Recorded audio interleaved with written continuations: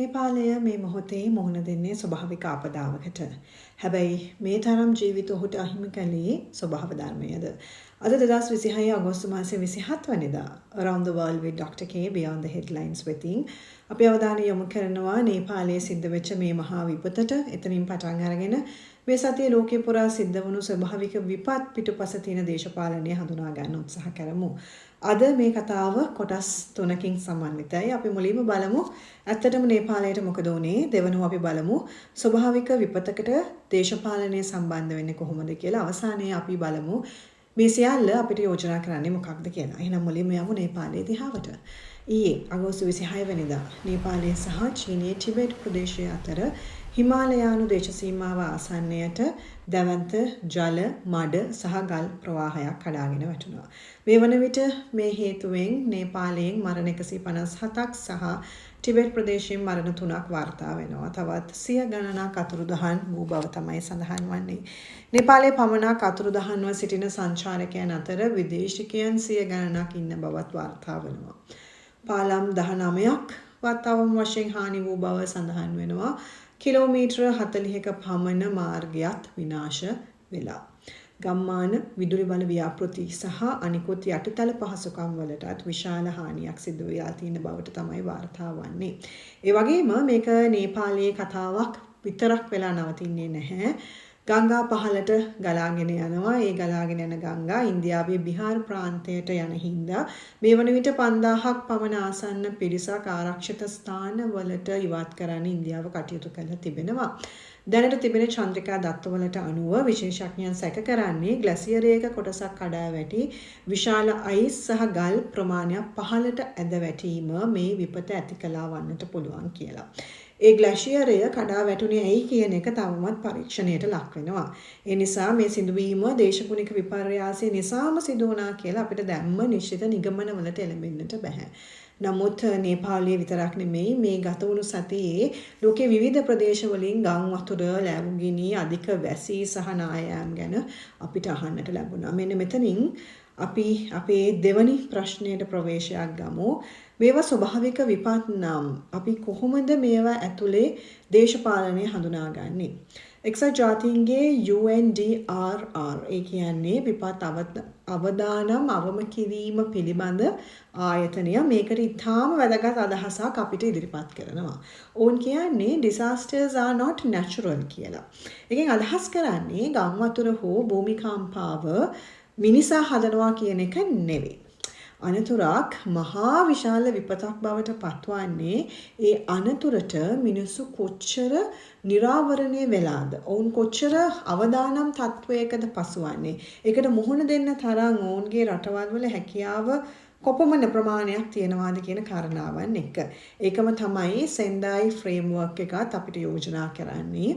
එතකොට අපි මෙතන තියෙන දේශපාලනය හඳුනාගන්නේ කොහොමද? දේශපාලනය අපි මෙතනදී හඳුනාගන්නේ අනතුර ඇතුලේ නෙමෙයි, හැබැයි අනතුර වෙන්න කලින්.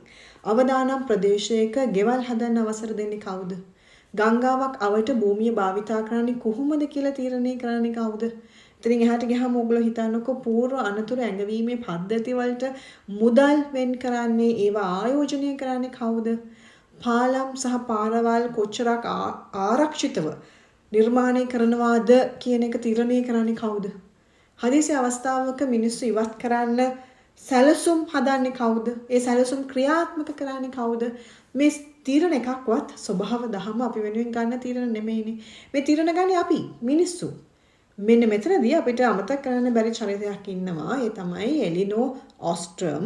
ඇගේ පර්යේෂණත් මෙතනදී වැදගත් වෙනවා මතු කරන්නට. පාරිසරික සම්පත් පාලනය පිළිබඳව ඒ දශක ගණනාවක් කරපු පර්යේෂණ වලින් පෙන්වා දුන්නේ හොඳ පරිසර පාලනයකට නීති සහ ආණ්ඩුව තිබීම පමණක් ප්‍රමාණවත් නෑ කියලා. ඒ යෝජනා කරනවා ඒ වෙනුවෙන් අපිට හොඳ ආයතන ඕනේ. ප්‍රාදේශීය ජනතාවගේ සහභාගීත්වය අවශ්‍යයි. සහ ඔවුන්ගේ දැනුවත් වීම, ක්‍රියාකාරීත්වය අවශ්‍යයි. තොරතුරු හුවමාරු වීම අවශ්‍යයි. උඩ සිට පහළට, පහළ සිට ඉහළට ආයතන එකිනෙකා සමග සම්බන්ධීකාරත්වයකින් යුතුව කටයුතු කිරීම අවශ්‍ය වෙනවා. ඉතින් මේක න්‍යායක් විතරක්ම නෙවෙයි. World Meteorological Organization එකේ දැනට පවතින දත්ත අපිට පෙන්වලා දෙනවා හොඳ පූර්ව අනතුරු ඇඟවීමේ පද්ධති තියෙන රටවල එවැනි පද්ධති දුර්වල රටවල් වලට වඩා විපත් නිසා සිදුවන මරණ 6 ගුණයකට ආසන්න ප්‍රමාණයකින් අඩුයි කියලා. හැබැයි ලෝකයේ තවමත් එවැනි බහු අනතුරු ඇඟවීමේ පද්ධති තියෙන බවට වාර්තා වන්නේ මුළු ලෝකයේම රටවල් 60%කට පමණ විතරයි.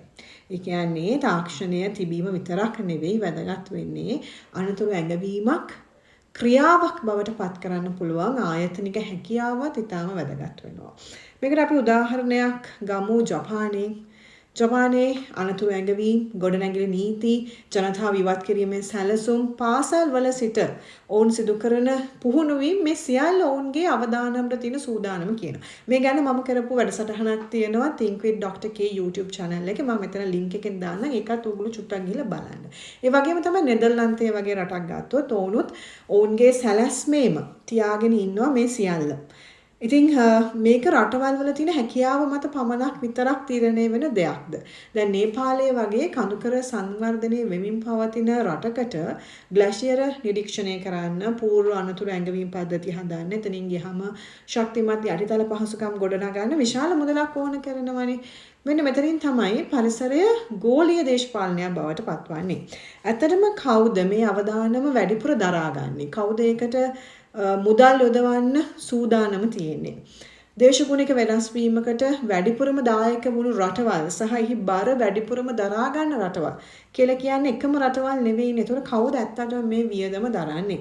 මෙන්න මේ නිසා තමයි අද ජාත්‍යන්තර පාරිසරික සාකච්ඡාවලදී climate financing, adaptation සහ loss and damage කියන මේ කාරණාවන් ගැන මේ තරම් ගැඹුරෙන් අපි දේශපාලනිකව කතා කරන්නේ. දැන් එමු අපි කතාවේ 3 වෙනි කොටසට නැත්නම් අවසාන කොටසට. මේ සියල්ල අවසානයේ අපිට යෝජනා කරන්නේ මොකක්ද? නේපාල සිදුවීම දිහා බලලා කනගාටු වෙලා විතරක් නවතින්නට එපා. ඒ ගැන කවි කතා සින්දු පෝස්ට් ලියලා විතරක් නවතින්නට එපා. මේ ඔස්සේ අපි අපේ රට ගැනත් ආයේ හිතමු. දිත්වා අනතුරු ඔබට මතක ඇතිනේ. ලංකාවටත් ගම් වතුර, නායයෑම්, නියඟය, සුනාමි මේවා එකක්වත් අලුත් නැහැ. අපේ රට ඇතුලේ තියෙන ඕන තරම් අවදානම් තියෙන ප්‍රදේශ. එහෙනම් විපතක් වුණාට පස්සේ සහනාධාර බෙදන එක විතරක්ම නෙවෙයි අපි කරන්න ඕන එකම දේ. අපි විපතක් එන්න කලින් අපි කොච්චරක් සූදානම්ද කියලා අපි අපින්ම ප්‍රශ්න අහගන්නට ඕනේ. අනතුරු ඇඟවීමක් ලැබුණොත් ඒක නිවැරදි වෙලාවට නිවැරදි මිනිසුන්ට යනවාද? අපේ ප්‍රාදේශීය ආයතන දැන් ආයෙත් දිත්වාගේ අනතුරක් ආවොත් ඒකට කොච්චරක් සූදානම්ද? අපේ ඉදිකිරීම සහ සංවර්ධන තීරණ අවදානම වැඩි කරනවාද එහෙම නැත්නම් අඩු කරනවාද? මෙන්න මේවා තමයි අපි අහන්නට ඕන ප්‍රශ්න. අවසානයේදී ආයෙත් මම කැමතියි ඔයගලගේ අවධානය මම මේ කතාව පටන් ගත්ත තැනට යන්න. අද නේපාලයේ මුහුණ දෙලා තිබෙන්නේ ස්වභාවික ආපදාවක් වන්නට පුළුවන්. හැබැයි ඔවුන්ට මේ තරම් ජීවිත අහිමි කළේ ස්වභාව දහමද? නේපාලයේ මේ නිශ්චිත සිදුවීමේදී කුමක් වළක්වන්න පුළුවන්කම තිබ්බද නැද්ද කියලා අපිට දැම්ම තීරණ තීන්දුවකට එන්න බෑ. හැබැයි ලෝකයේ අත්දැකීම් අපිට කියන බොහොම පැහැදිලි එක දෙයක් තියෙනවා. ඒ තමයි අනතුර අපිට හැම විටම නවත්වන්නට බෑ. හැබැයි ස්වභාවික අනතුරක් මහ විශාල විපතක් බවට පත්වන තරම අඩු කිරීමේ හැකියාව තාමත් තියෙන අපේ අතේ. ඒකට අපිට හොඳ ආයතන ඕනේ, හොඳ තීරණ ඕනේ, පෙර සූදානම තියෙන්නට ඕනේ. ඒ නිසා ඊළඟ වතාවේ ස්වභාවික විපතක් කියන මේ වචන දෙක ඇහුණාම ස්වභාව දහම මොකක්ද කළේ මේ කියලා විතරක් අහන්නට එපා. අපිට මොනවද කලින් කරලා තියන්න තිබ්බේ? අපි ඒ දේවල් ටික හරියට කළාද කියන ප්‍රශ්න ටික අහන්න. ආපදාවේ සූදානම ප්‍රශ්න කරන්න.